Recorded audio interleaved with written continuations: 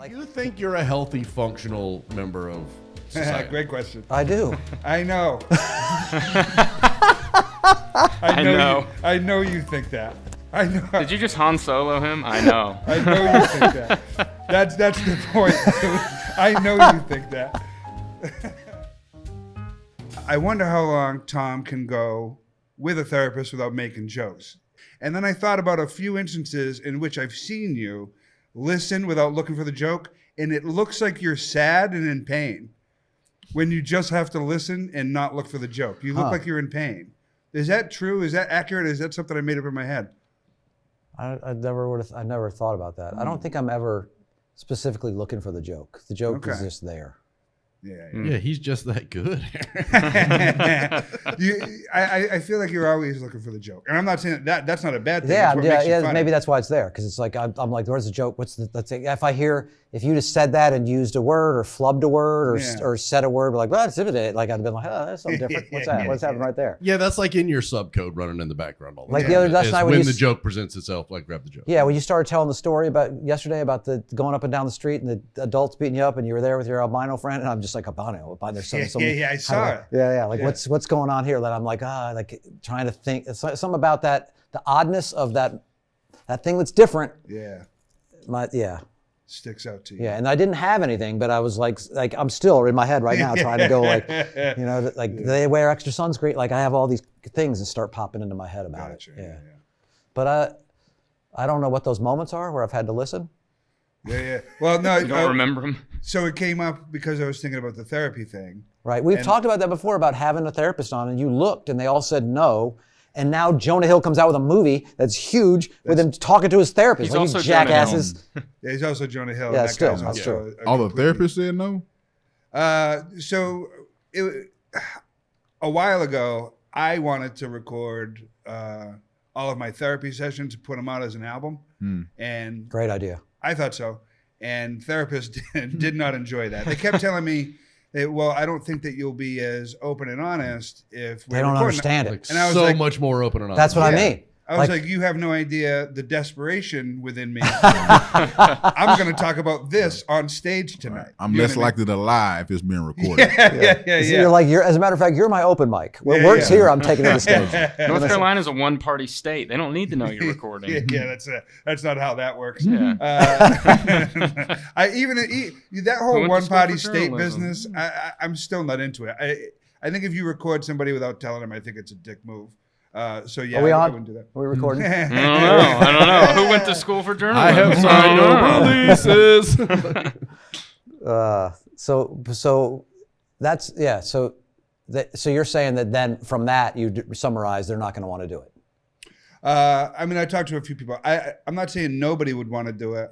It's just so being on a podcast that's recorded, and I'm hoping that these shows will end up being more than just podcasts. I want them to be shows, and so I kind of want people who are going to be good on here as well. Right. You can't just have, if we get a therapist who just comes in and just listens, you know what I mean? You don't want that guy? Mostly just a therapist's job.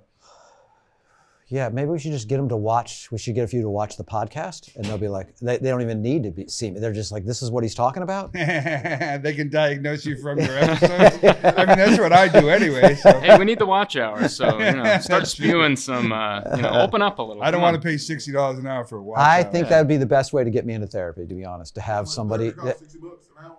That's it. What's that? That's it? That's kind of a lot. I'm poor. I go to the cheap ones. Oh, and that's $60 an hour? The cheap ones? The cheap ones is 60. You don't go. You don't go to therapy? Oh no. It was Look, I don't like that agreement that you just had. Well, we're strong. We do it. We do our own inner work. You know what I'm saying? I go to a self-help section of the bookstore, and then I'm like, all right, cool. I'm good. Yeah, because those people who wrote the self-help books went to therapy. That's right. Yeah. That's what I need. Somebody else that went to therapy.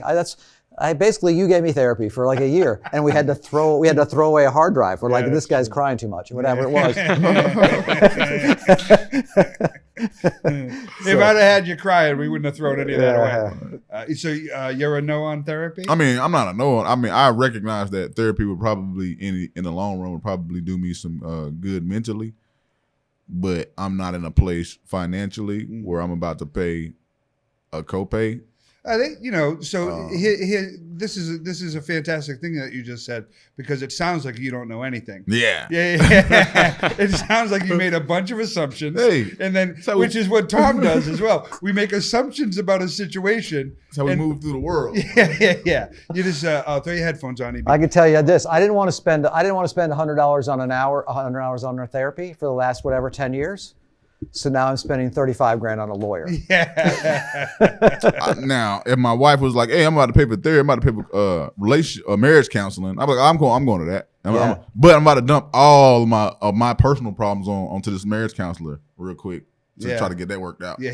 It's like when you go to it's like when you're in a relationship, you go to the doctor and you're like, also my wife's back hurts. Yeah. Yeah. I don't think that's how it works. So it's funny that you're like, I can't afford it, but you don't even know how much it costs. You know what I'm saying? It's I know it costs money. Yeah. Some do, some don't. I went to the free mental health place for quite a while. You know what I mean? And that helped me. So it's funny how we avoid things because we think it's going to be this rigmarole, and then maybe if we had therapy, we could work through that. Yeah, I'm going to try ayahuasca instead. Okay, do whatever you want to let me know when you do that. Look, at this point, Tom's like, I'm not trying to get better. Yeah. Are you a therapy guy? I have been a therapy guy. I am currently not a therapy guy. Got you. Which is, not healthy. But not healthy. So you why not? Why aren't you? Well, I have that stupid thing in my head where right now I am convinced that what I need to do is go get on ADHD meds instead of, because antidepressants are really just depressants, but maybe ADHD meds will actually help and do the things I need the meds to do without also doing the shut it all down stuff. So are you getting any of this advice from a doctor? Or No. This is what I'm saying. No. We're a room full of self-diagnosed fucking grown adults. Oh no, I've been diagnosed. You know what's funny is I was just making fun to him in a rant about a guy I kind of know, that I watched a video of him making fun of science. Right. And I'm like, this idiot doesn't know. He's like, science is stupid, right? And right now I'm like, therapy, these guys, how do I know these guys don't know what they're talking about? These are just people that went to school to study this. That doesn't mean that they really understand. Sure. Maybe it is a spiritual thing. Maybe I need to go to transcendental meditation instead of a therapist. Maybe I need to figure out how to just drop all that shit that they're like, you got to go back over your childhood. Maybe I don't. Maybe I just need to, from now, be in the now, that kind of stuff. And then the answer to all of that is yes. So I'm being just as stupid. I'm like, these guys don't know what they're talking about with their brain science. It's like going to it's like going to a comedy club.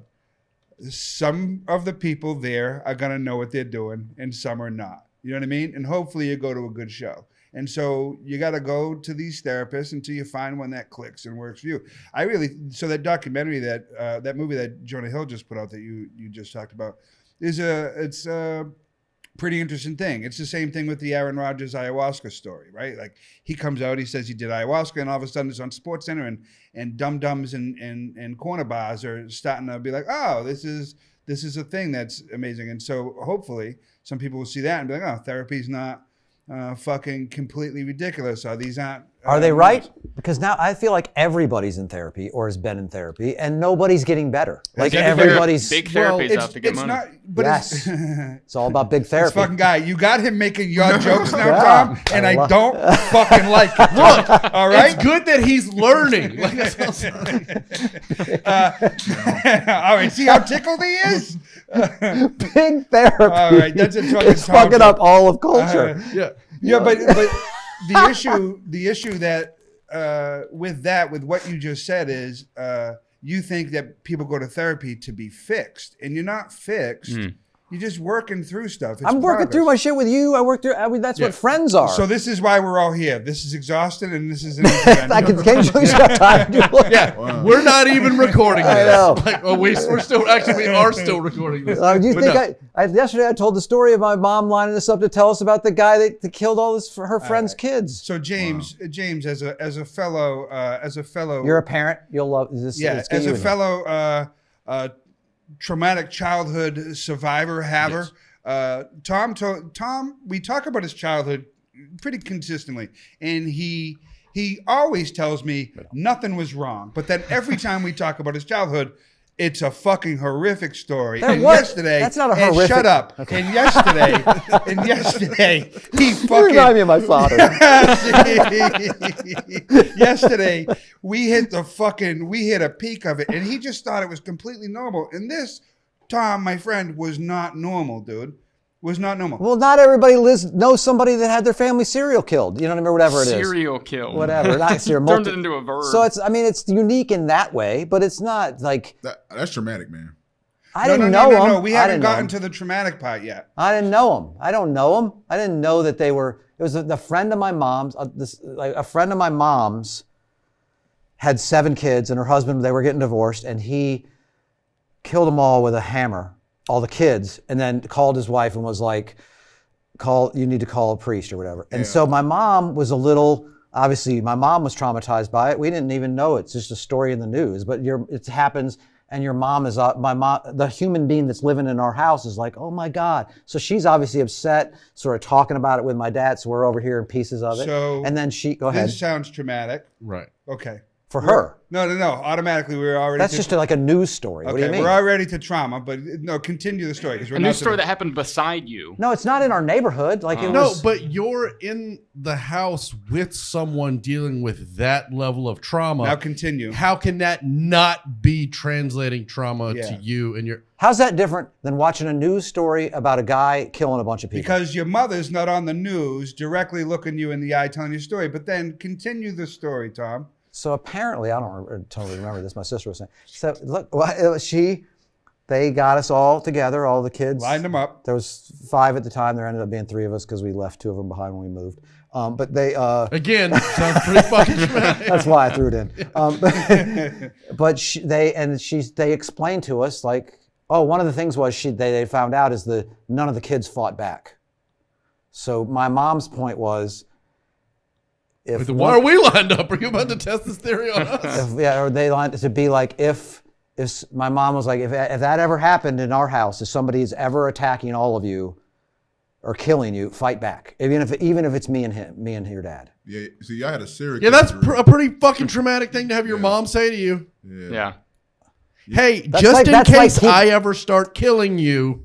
I think person who exists for the sole purpose of caring. I'm gonna have to check with my sister on this and double check because I may be doing what I do, which is like sometimes you're like that's not what I said. It might be that. Yeah, so in my defense, in my mom's defense. Okay. So that was what my sister had related, and I told him the story. So the guy, So there was some version of, hey, this is what happened.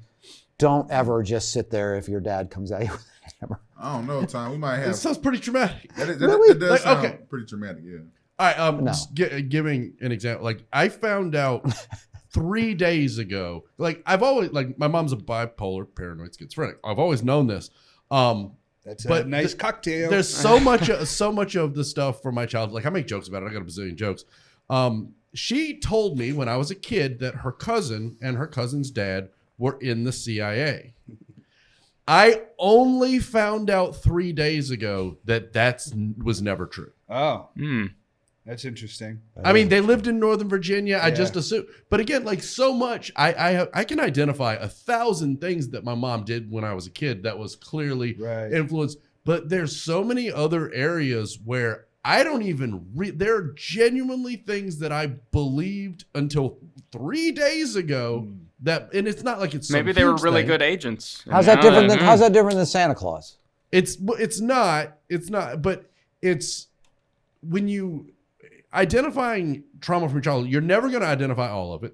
You're never going to find all of it, but the things that you are aware of, dealing with those things, talking through those things with a professional is going to give you at minimum temporary. Well, it's going to give you a way to navigate current behavior, right? Knowing about it. It's like if you're driving somewhere and you only know some of the directions, it's nice to know where you got to take a right or a left. You know what I'm saying? What to avoid, where to go. And I think that's what it is. And it's what he said, working through instead of fixing getting better, getting over. Those things are. I'm the only one in this room that is over it. Why would I, you know what I'm saying? Like you guys are all like, oh my God. And I'm like, I don't, that's what I mean. Do like, you think you're a healthy, functional member of society? Great question. I do. I know. I know you think that. I know. Did you just Han Solo him? I know. I know you think that. That's the point. I know you think that. Am I not? It's crazy that you ask him that, because if you asked me that, I would say the same thing. But now I'm questioning. Am I? No, but when you look at the way that you interact with your son, when you look at the way that you interact with your wife, when you see the way that you interact just in general in life, your behavior, like you and I used to joke around about how like you never physically spanked your child, but like the verbal abuse was like just horrible. Like, and you would joke about that stuff about yourself. I don't know if it was horrible. Horrible might be. Well, I mean, I saw a couple examples where I yelled at him or something. No. Yeah. But again, it's when you look at all of your activities. There's no time in my headphones. You can't hear anything? Yeah. Can you hear the rest of us? I can hear you if I take them off and listen. Oh, okay. Well, you probably He did the Def Jam laugh where he ran. When you pulled your headphones off, you broke something. There you go. Yeah. But yes. Now it's too loud. It is a connection here.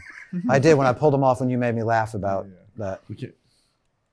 Sorry, go ahead. No, okay. But I mean, do you look at your life and feel like the way that you handle every situation is healthy? No, obviously, but nobody does, and nobody I know that's in therapy does. Nobody like you make. But this gives you a way to work through. I mean, I'm not. I apologize if I made this. Let's get Tom the therapy podcast. It's not what it was, but it is like I'm constant. I have to try to constantly be better. Like. I started thinking about my kids, man, and how much I fucking adore them and love them and how much they like have kept me alive, quite literally, right?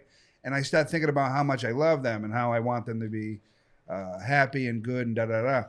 And then really the answer I came to is that if I want that, I got to be better for me, right? I just have to work on it a little bit better. And you constantly talk about, and this is the only reason it came up today, is because you are a fidgety, fumbly motherfucker today. Mm-hmm. You constantly talk about being better and getting better and growing, and you read all the books that you're supposed to read, and you do all the things you're supposed to do. And to me, it's like if someone who's so interested in growth is staring at a thing that's so clearly a growth thing, and just like, but not that one. So I'm just curious about that mostly. You know what I mean? That's a fascinating thing to me. Yeah. That's all. I mean, and I don't assume you have a diagnosable mental health disorder. That's not. I don't think. I mean, I don't think ADD. You're. Yeah, like maybe a little. ADD. I'm sorry that they're even here. I was really looking forward to just talking with you about comedy. I mean, I'm sad right now too, so we can talk about me because I would say fucking found the joke. Look, he was looking the whole time. And we had to get off that subject. Oh no, we ain't off, and I'm just about to hijack the conversation. No, off of the being focused on here. I just care about our listeners. But like I wasn't a big mental health proponent. I understood that some people have mental health issues, but I felt like a lot of people were using that as a crutch for behaviors. And now I realize that mental health and physical health are just, because people have physical health issues. Like, I'm not healthy physically. What makes you what was the change for you that way you had that realization? Well, my best friend, he took his own life Saturday after Black Friday, Saturday morning. And looking back over it in the week before, his service and trying to come up with answers for myself and for others and for me and his family, he was really leaving Easter eggs like all over our lives for like the last decade. Yeah. And I didn't notice them until he did. I did notice them a few times, and I said, "Hey, fuck is that right there, bro?" You know what I'm saying? Like, you got to pick that shit up. Like, I don't know what's going on here, but I don't want to see that shit laying around. You know what I mean? Like, you don't need to be dropping these eggs around here. You got people. You got a life of people, or and. What were some of those? Like, I don't want to live. That's a pretty. Yeah, I'm ready. Yeah, but so these things get said pretty consistently, especially today, because the words mental illness and depression and anxiety, all these things get thrown around very regularly. You know, I started working on a bit about it where I was like, people are co-opting words. You know, I'm so anxious. I have, you know, my movie's not coming out or whatever it is. And I'm like, well, yeah, but there, you know, that minimizes the actual word anxiety, the stiff one. You know, I'm so depressed because Game of Thrones has ended. That's not the same. You know what I mean? And so when those words get thrown out, sometimes you just don't recognize them. Yeah, like he would say, you know, he would get upset and I'm ready to die. I fixed it. You know what I mean? He's like, I'm ready to die. And you're like, all right, ready to die. That's kind of a little far right there, buddy. Don't you think? I mean, ready to die. I mean, you know, we're probably halfway there. You know, you could just keep living. It'll happen for sure. And you but know, like a Stoic philosophy, like if you read like I was reading that Marcus Aurelius, there's a lot of talk about like just you have to understand that your life is insignificant and it's literally over at any moment, and people will only be mourning you for a week, you know what I mean, or whatever. At your funeral, people are going to be like, "What time is it?" You know, and at the most, the people you love the most you won't be a thing anymore in 6 years. You're just not important and all. And so people that feel that way are labeled as I'm totally depressed, but maybe there is a spiritual evolution to that. No, that's different. Those are two different things. That Stoic philosophy is basically saying that live your life to the fullest, because when you are gone, it'll be gone. Right. A suicidal person would say, this burden is too heavy to bear. This pain is too much to go through. It's unbearable. So I think those two things are coming from different places. I'm sick of this shit. Yeah. Sick of what? Yeah. Everything. You know what I'm saying? Somebody, they can't give you a specific. It's heavy, man. You know what I mean? And James has lived in that headspace. Yeah. Yeah. Like one of the things you said a minute ago that was really the problem that a lot of people run into is you said people are using mental health stuff as a crutch. But the thing that I think a lot of people fail to realize, if you break your leg, you should use a crutch, right? I'd rather get me one of those like those feet that like the Porzingis had. You know what I mean? Now it's just a crutch. It helps me. If you have a mental health issue, you should have a mental health crutch that helps you function and exist. So it's that like I totally recognize that anybody, even a perfectly healthy person, can still benefit from some occasional therapy sessions. Like it can help everyone at every level, but that doesn't mean that everyone has to jump into big therapy. Like it's not right. You know, for sure. I feel like a mental health physical would like be a dope thing for the insurance companies to do. Yeah, it should be. Like I think once every 6 months, a part of, in the same way that you go get a colonoscopy, in the same way that your insurance should cover just literally So do you have your kids in therapy? No, because they're fine. Well, I'm not a bad parent. No, I should though. I have we should, like all of us. It should be a thing that we do for. Do you think it's a thing we should do for kids? Like, it should be a thing that all kids do in college, or all kids do as they get in high school, or you know, like it should be something instead of getting a coach to work on my son's curveball. It'd be like, hey, maybe we should spend that money. Or both. Is that a thing you think? Yeah, right. Is that a thing? Yeah, you got big Tom Simmons money. That's right. Is that a thing you would encourage for Owen, therapy? Yeah. But not for yourself. That's weird. It is brings weird. You joy. I do like when we're playing chess and I get you. You know what I mean? I like putting you in check. It's nice. Tom doesn't have flaws. What is there to fix? This whole thing makes me this makes me depressed. This makes me depressed to be like, now I'm in my head like, oh, really? I'm not a functional human being. Like that's. No, you are functional. You are incredibly functional. Yeah, it's like high function. I talk about how functional you are all the time. Yeah, you're autistic, as a matter of fact. You're undiagnosed. You're on a couple spectrums. Yeah. I can't tell you how much that bugged me to hear 2 years ago. Like really? Miss Pat was the first one to sort of start pointing that out to me. What's that? She would scream, "You with your ADD ass," you know what I mean, at me a lot, and I'd be like, "I don't have ADD. I have a high IQ." Like, it never occurred to me. Both those things can be true. It never occurred to me. And you're yelling back, "I don't have ADD," while you're messing with the headphones. Well, the headphones, it's they're something's wrong. All right. with these. Well, I mean, I can take hear, them off, but it's Tom. all. It's all right. Take them off. We'll fix them. Yeah. I'm Yeah, just- I mean, We'll I fix can them in hear post. Take them off. I'd rather you just not wear them. I think you're doing It's driving you fine. crazy. It's driving me nuts. All of my mental illnesses are kicking in. Who right all has now. ADD that's I bugged by fucking- me fucking with the headphones? I Okay. just scheduled a fucking therapy appointment. So I think it'd be great to have. This is weird to say, but I think it would be great to have, it proves exactly that it's wrong. I would think it would be great to have a therapist or a couple of them come in and we start this. I agree. I think that their thing would be like he won't be open and honest because they don't realize that I don't have that thing to show. I will not. I'll still go for jokes, and I would if they were sitting in the room. Absolutely. Yeah. So- Dude, making a therapist laugh is pretty fucking dope. You know Yeah. what I mean? Yeah. Especially when you're hitting. That's how I. They really are trying not to. Yeah. And especially when I'm hitting on some like really deep stuff. It's how I got good at it on stage. Like bringing people down a really deep, dark path and then getting a big laugh out of them. I got it from therapy. I got it from sitting there and fucking holding that. Like, where's the, I do the same thing you do. Where's the joke? You know what I mean? And I'm like, where's the pressure valve? Right. And I would hit it every now and again. And like that's how you snap yourself out of things. Like if you were crying or really upset, it's like, or when you get angry, like I'll go on like a rant, I'll be like, you fucking blah, blah, blah. And then bam, the joke, it just comes out and it makes you feel better. It gives you that rush of like, okay. And I'll say this, like if you go to like if a dermatologist goes to a therapist, I mean, he's gonna notice if they got bad skin or not. You know what I'm saying? Right. He might have some recommendations. It's hard not to do your job. That's a fucking valid ass Yeah. point, Eric. Dude, that's funny, right? You gotta write that down. Notice a big mole, right? I should have a piece of paper and be writing down things I think that's a joke. My therapist And didn't when you help leave. me, but he does have carcinoma, and we got that taken care of. So at least somebody left feeling better. So the ADD is an interesting thing because I noticed about 8 or 9 years ago. Have you ever done the ADHD meds?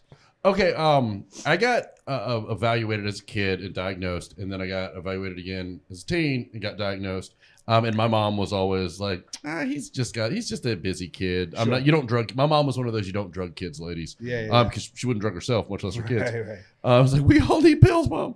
But Extra sometimes. But right, so I never did the medication. What I did do from probably about 32 to 36 was a lot of blow, and I was super functional. Yes, sir. I remember that's when we met. Yeah. Like I'm telling, do you know how productive you can be when you have those like so? We got a 12-hour gig. We're doing it all tonight. Yes. So here's the ADD meds. So I got into the ADD meds about 10 years ago, and they were specifically bad for me. Yeah. And so this brought me to this because you just made me think of this with your ADD, and so my ADD has protected me in a bunch of ways, right? What's the joke that you have? Go ahead, tell me. I just Let it out. I see it on your face. nothing. That's nothing really.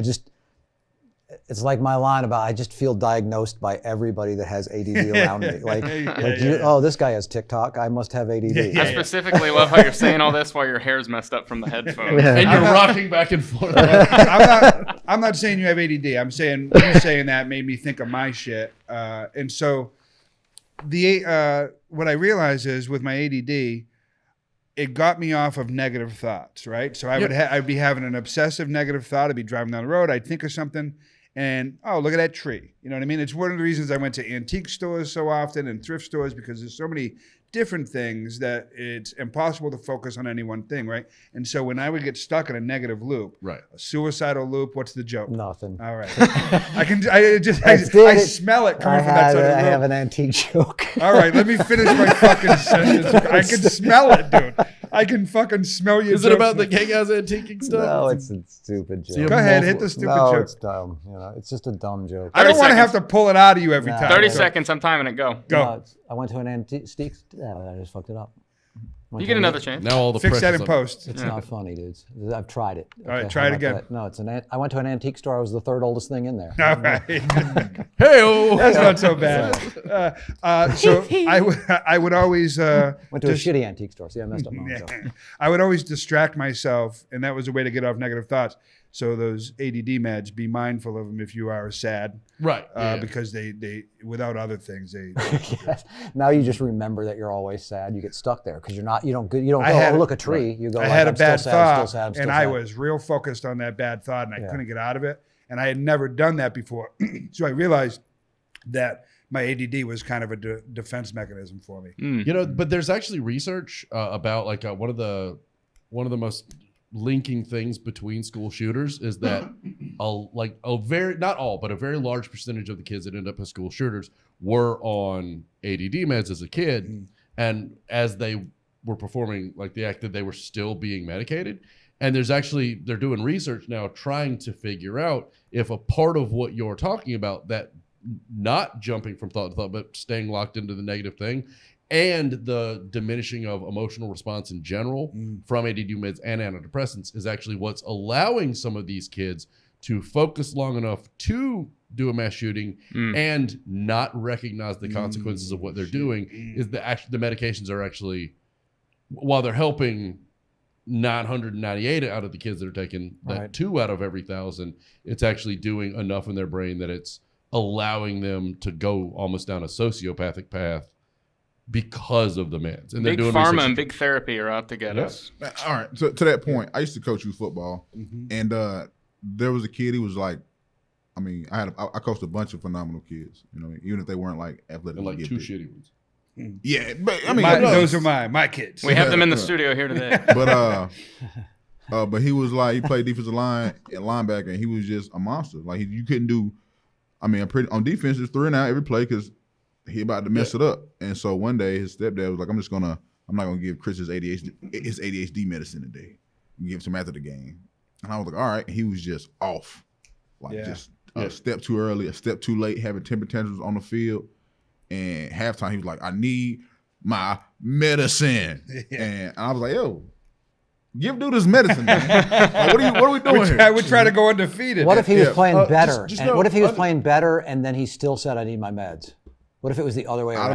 I'm like, oh, Chris, hey, buddy, are we sure? Because it might have been holding you back. But it give wasn't. It to him when he gets his orange slice. But it wasn't. I wish we could. We're in the middle of a game. You know what I'm saying? But I went over to their house for a fish fry one day, and he was just like, hey, Chris. Yeah. Well, you know, it is interesting. I mean, your brain is completely different states on and off those medicines. And I think there's good and bad to both sides of that. And when you get locked into one side, which I think is what I'm talking about when I started taking them, you know, was I was so locked into being able to distract myself incredibly easy that when I couldn't, it was harmful because those bad thoughts for me are very, very deep. Absolutely. Yeah. Sorry to make this all. I don't have that, so I don't have a really bad thoughts thing. Yeah, so. Yeah, that's true. Yeah, no. Unless you count those jokes as being really bad. Yeah, sorry to make it all about the mental health stuff, but that's a good conversation. I feel like a room full of dudes having this conversation is pretty important. Because people like your friend probably didn't have a ton of these conversations with his peers, and I think these are important, man. And to be perfectly honest with you, the openness of conversation with people like James that I've met through doing comedy who are mentally ill, and up till about 10, 15 years ago. I don't see either one of you as being mentally ill. Well, we are. You can take our word for it. I don't know. That's why you don't have the PhD. I've been doing comedy for 3 years. And I'm pretty sure I'm mentally ill now. Yeah, for sure you are. Yeah, not because of comedy. You're not. Not because of comedy. You're not mentally ill now. You just recognize it because you're just seeing what was already there. Yeah. There's something about the vulnerability of people who go on stage and share their shit, and then I think we're all mentally ill because none of us. To me, nobody's perfect. When you guys say therapy, I'm like, I think we're all mentally ill because we're doing it wrong. We're doing everything wrong. What do you mean? Do you think as a society we're doing it wrong, or as people, as individuals? Human beings, like just the whole we're not in connection with anything that's real. We're not living how we evolved to live. How do you change that? We're part of a living organism that we've disconnected ourselves from, and our whole philosophy is based on greed and reporting people reaching above other people and being obsessed with fame, and it's based on consumption and growth on an organism that is built to not be totally consumed in order to keep us alive. That's an insane mentality, and it's not in connection with anything that's real. We're we're not meditating. We're not learning how to raise our consciousness and to connect our consciousness, even though it is connected. Like, we're disconnected from all that. And so we're fucking, everybody's insane. That's how I feel. But see, and I don't feel like I get it, but I feel like the answer is more towards in here than it is through pills and talking to somebody else. And that's also insane. I agree with you, but you just said we're not connected, and then the answer is not in talking to people. And we do, like, I think it is. So that is connection, right? And not everyone believes all of that bigger stuff. You cannot believe it, but science proves that it's there. No. I'm saying not everyone believes in the greed and the capitalism. And you said nobody's meditating. There are lots of people who are meditating. It doesn't matter if you believe in it or not. I don't believe in war, but I support it through my taxes, through my participation in culture. I believe in us killing civilians because I support it, and I may not believe in it, but I'm contributing to it happening by not just clip the part where Tom said, I was already in my head. See what I mean? They got a couple today, believe me. All right, so here's the thing. Like, can we go back to saying women are what's wrong with the world? Let's get back to that. If Tom's raising his consciousness over there, in his life, and I'm raising my consciousness over here in my life, and we never had a conversation about vibrations or consciousness at all, but here I am on this show. And you know what I mean? Like you may not be raising your consciousness, and you may not even understand the concept or why we talk about it. But because me and him, but because he said it, it may have flipped the switch in your brain. Like, what is Tom talking about? So now you might be like, well, you know what? Fuck it. I'm gonna raise my consciousness too. And the next thing you know, because the baseline gets knocked up a notch. I mean, it was actually Gandhi that he quoted. Yeah. I do believe Gandhi with an apostrophe. I do believe that humans have always subconsciously, naturally, always moved towards more communication. Almost everything we've ever done has been in the interest of more readily communicating with each other. Do you feel like we are communicating, or do you feel like most people walk around not communicating with each other? And really, we're not communicating. It's a weird mix. It's a weird sort of paradox of we're over communicating and nobody's really communicating. Yeah. Does that make sense? Nah, see, we're communicating, but if you say something in a Facebook post and somebody has a different point of view, block. Not communicating. Now I might come in there and co-sign your idea, but I mean all I'm doing is agreeing with you, reinforcing your belief, which might be wrong, but I might agree with it. But because you do, I'm like, see, that guy agrees with me, and then I go further, maybe. Maybe, exactly. And it's not a dialogue. But because I notice people's energy is different when you're face to face. Like, people will say a lot of ridiculous things to you when you can't touch them. Oh, that's me. I say some of the harshest Eric and I's problem is we say those things to people's faces. That is the case. To the point of communicating, and are we communicating? Think about everybody in this room. Think about your grandfathers. Do you think that if our 4 grandfathers were in a room together, would be having a conversation about mental health? The black guy said the word vibrations. You know what I mean? It's not. It wouldn't have happened. So communication is happening. It is speeding up. Right? We are we're improving generation by generation by generation. My kids are having conversations that I never had with my friends at that age. We hung out and fucking played Mario Kart, and these kids are talking about their feelings. You know what I mean? And I think we are communicating, we are connecting faster, and it's very easy to look at all the negative things in the world, because those things are true and they do exist and they are overwhelming. But we also is that so I don't have to look at the negative things in my own life? I don't know. I'm just being a therapist. Yeah. We also are doing a lot of good things, and we need to look at those as well, right? We're having open conversations. I hate that your friend took his life, but the fact that we're having conversations about it is big, because 10 years ago, that would have been something you as a human being, as a dude that I love and appreciate, would have taken and shoved down deep inside of you, and would have fucked you up in a couple years. And instead, you're saying it out loud. And these are things that did not happen in these types of conversations 10, 15, 20, 40, 60 years ago, which is why our parents are so fucked up. Yeah. So it is a little bit better. Okay. So we can look at the bad, but we got to look at the good as well. And I also, this is Rocky Davis and I were actually talking about this last week. Love Rocky. I like, to some extent, yes, the advanced communication, everything you just said is 100% true. Also, one of the things my dad never would have said to me that I've said to my kids, which he might have been right and I might have been wrong, was I said to my kids, not the youngest one, but the older one, once when they were teenagers, if I ever kill myself, that wasn't about you, right? Right.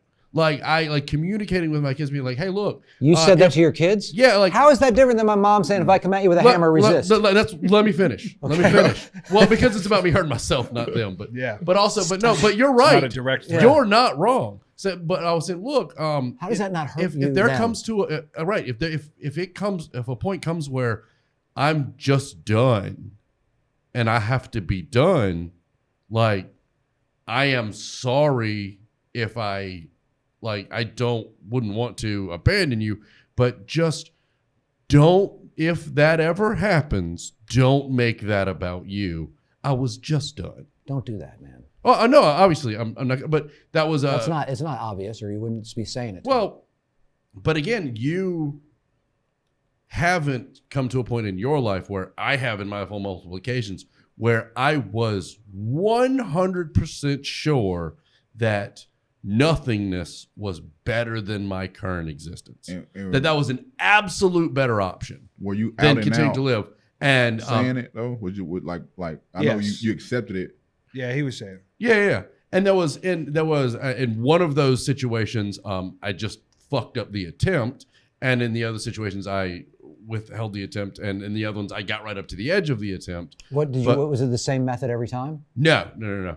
When I was, and this is I don't even really make a joke about this because other people have had the same experience, and it is a funny thing. I was part of the reason why I was like super suicidal when I was like 12, 13 years old was I was like a fat kid, and like I was just like I hadn't had the growth spurt yet, and all the weight that you pack on right before your growth spurt.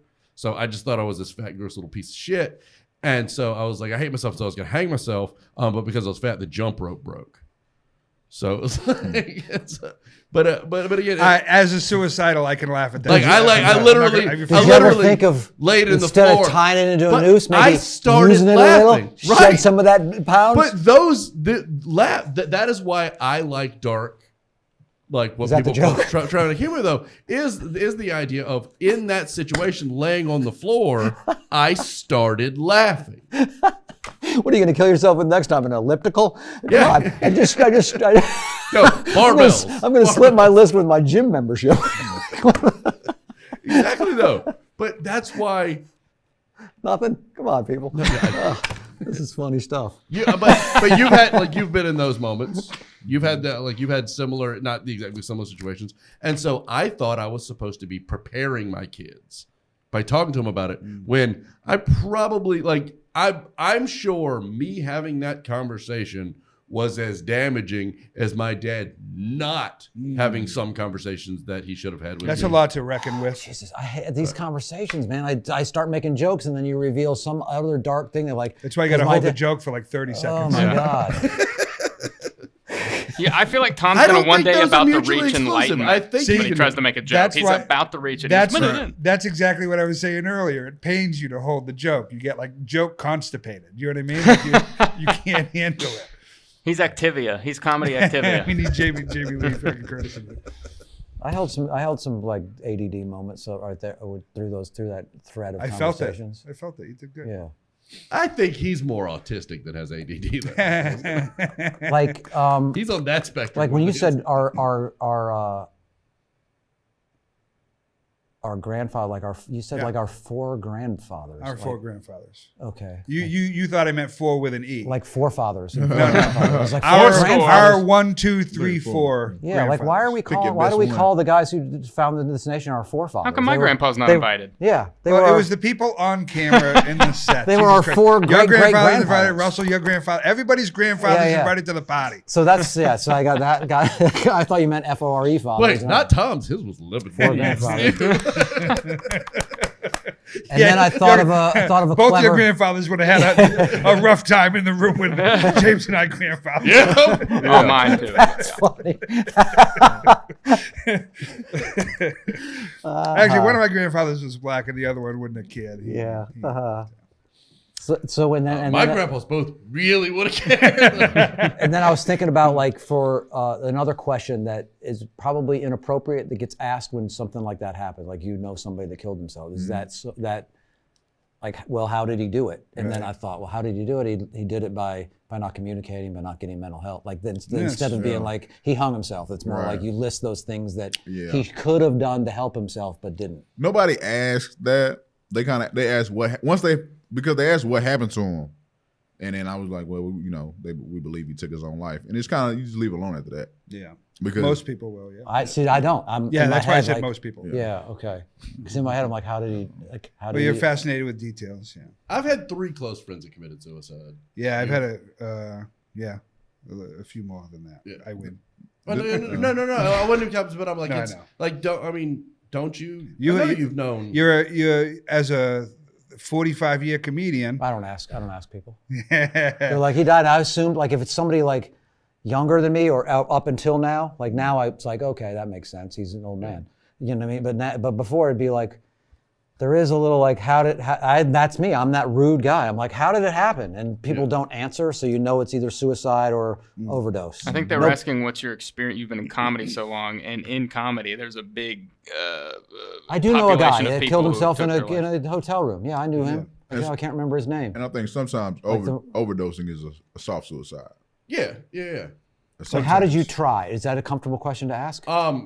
For me, I tried to hang myself with the jump rope. With the jump rope. Do you do that as a joke? That's really funny. That it's a thing that would have got you in shape. I know. I've heard other people do some version of that. Thing, so I just always don't do it. But no. The other time was I kept in, like you just said, like soft overdose. I would do more heroin and go out on the heroin with the idea that maybe let's hope I don't wake up this time, or this is actually a good time for me not to get through it. So, how hard was getting off of heroin? I never did it in a way. See, that's the thing. You're a recreational heroin user. I was, for a while, but I didn't think that was a thing. Oh yeah, absolutely. Dude, everything's a thing. If you do something like heroin and then you don't do it again for 3 weeks, you don't develop the chemical addiction. Blew my mind too, honestly. Okay. Yeah, I mean it's the same thing. It's like with coke, there is no chemical addiction, so it's like heroin is like one of the things that's one of the top hardest drugs to get off of. Yeah, so, right, but it's hard to get off of more psychologically than because you have to take it enough where it rewires your brain. Once you clear the 3 days of withdrawal of the actual physical sickness. Right. Then that's the chemical part of the addiction. Even with something like heroin, it only takes any opiate person that's ever gotten hooked on opiates after 3 or 4 days and their body's actually reset. Like then it's all psychological. I wonder if you do heroin, like the point of like opioids and heroin, like that happens, right? It does that thing where it rewires your brain, and now your brain just thinks differently. So that's why it's so hard for opioid addicts to get off the. No, not that's why if you watch that, what was the movie that Michael Keaton was just in, the series about Dope Sick. Yeah, like if you watch that, they talk about how that it's you're off the physical things after 3 or 4 days, but mentally your brain's been rewired by taking those drugs, and that's what makes it so hard to stay on. It's not necessarily the drug rewiring your brain. It's what the drug does to you while you're on it is a relief of pain. And when you don't have that drug and the pain comes back and you have no way of dealing with that pain, that drug, that self-medication is the best way to handle that. I know somebody. I'm very. That's like the fundamentals of AA, right there. Yeah, I don't feel like I'm in pain, like hardly ever. unless I'm watching a commercial where they're expressing love, and then I cry. But you got sober. Yes. Yeah, you did get Yeah. sober. I know somebody who's been a heroin addict for the better part of 30 years. They lost a leg. It's not Neil. It's a different person. You know, two guys that lost legs. It's really not that much. I know. There's 2 comics in the There's scene that have 3. lost. Oh, there's Yeah, 3. yeah. We had 3 at one show. Do one they have time. any of the same bits? They're missing some of the Do same they all have bits. the same? Yeah. So I almost said that The one. cool too. thing is only one of them doesn't have an IHOP bit, and that's the guy. That's the guy who's writing more original. So heroin addict, 30 years, missing a leg.